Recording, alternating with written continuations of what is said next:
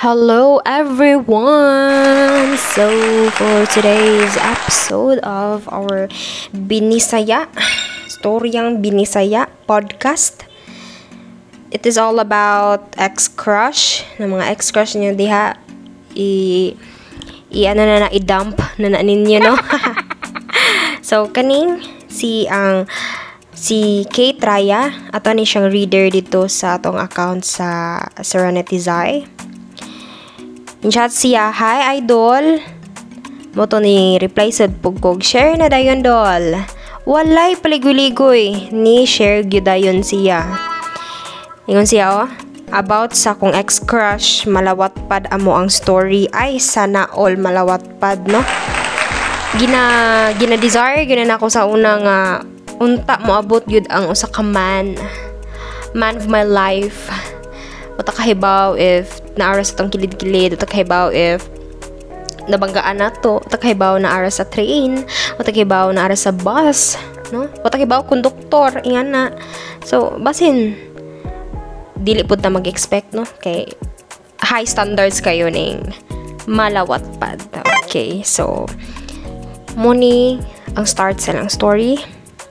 Ni-add siya sa akong RPA. Ang RPA is role player account. Tapos real account niya ang iyang gigamit. So basically, ang guy nagamit og real account and then ni-chat ni-add ang lalaki sa iyang role player account. Role player account ni Kay. Sunod, gatuo guro to siya og RA to nako. Gatuo tong guy siguro nga RA to ni Kay ang gigamit nga account. So mo to ni-add nilang po siguro tong guy kay abi niyag RA nga na. So mo to ni-reply siya sa akong my day. Dayon mao tungod ato nagtuktok na mi. Storyan ako no sila nga na.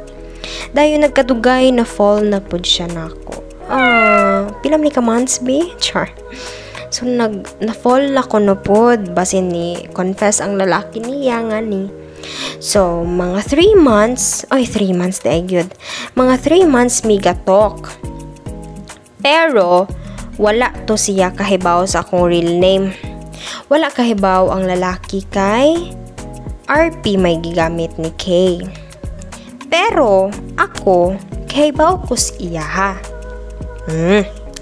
By the way, same city rami gipuy-an. Dayon na fall na pod gug ko. Pero low-key lang. Wala gyud gumutugan. Pero mailhan man nga naibog na ko niya. So, ingani de jud ngani jud atong batasan girls, no? Nga pakipot ba? Di ta magpahibaw nga naibog day ta suko-suko ta kanunay. Dili ko ganahan niya oy. Pero deep inside masuko daay og dili chatan dayon tas naatoy ni-add sa ako ang RP. Naana po ni-add ko no niya sa iyang RP. Dayon sige gani og pangulit nako. Sige chat, tas replyan ra nako usahay. Basta sa mukon jud gani ko.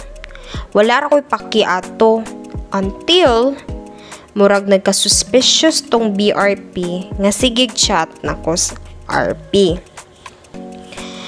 Kay ba man siya og asa ko gapuyo, tas unsa ko nga pagkataw, tas sa mga secrets pud nako nga gisulti nako sa katong ex-crush, tol,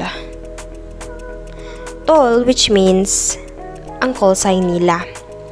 Mao to na curious cause BRP. Then it turns out nga katong sigig samok nako nga BRP kay si tol di ay ito. Tas ako rabiya siyang gina-ignore. Nagmahay jud kog maayo ato ay. Wala sa jud ko ga-expect nga katong BRP nga sigig chat na ko sa RP kay maoda ay to'y crush na ko sa real world. Grabe kay oy. Kaduhaan man. Chat sa real account. In-chat pod siya sa gamit iyahang RP. Crush niya sa real world. Unexpected kaayo sa hilas pa kaayo ko kay dili lagi mo reply. Pero ako aman day tong crush. Wala nami ka-talk. Kay akong BFF na iyang ka-talk. So sad. Okay. Unsaon man ni nga nagitay mga instances nga moabutay, nagitay panahon, moabot ang panahon nga dili ta makatel. Ingana day na. Di ta mag-expect nga good ang flow sa atong relationship. Tanawa ang plot twist sa story ni Kay. Malawat pad gyud ay. Good ilahang kuan sa iyang crush, pero karon turns out naana sa iyang BFF. Sila nang duha nag-talk. Mong kita girls and also boys, of course, dili ta mo trust sa kita dali-dali mo trust kay uta kay ba sa coincidence na we don't know unsay atong kapadulngan sa atong kinabuhi mo nang if gusto mo commit sa relationship, just make sure nga genuine ang imong na feel ana nga guy or ana nga girl. Dili nang magpaapekto or magpadala sa temptasyon. Kay mostly akong nahibaw-an mga best friend gyud ang salot. Samot ang girl best friend. Pero I'm not generalizing all best friends out there. It's just that sahay manggod maka-think na lang ta sa thought nga nganong ning exist maning girl best friend.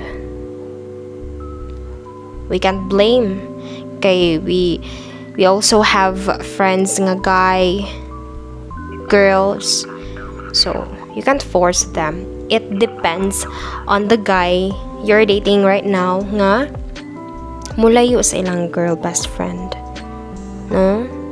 So karon ang plot twist sa story ni Kay, gatel nga wala na kuno sila gatok kay gatok gatok na sila sa BFF na niya.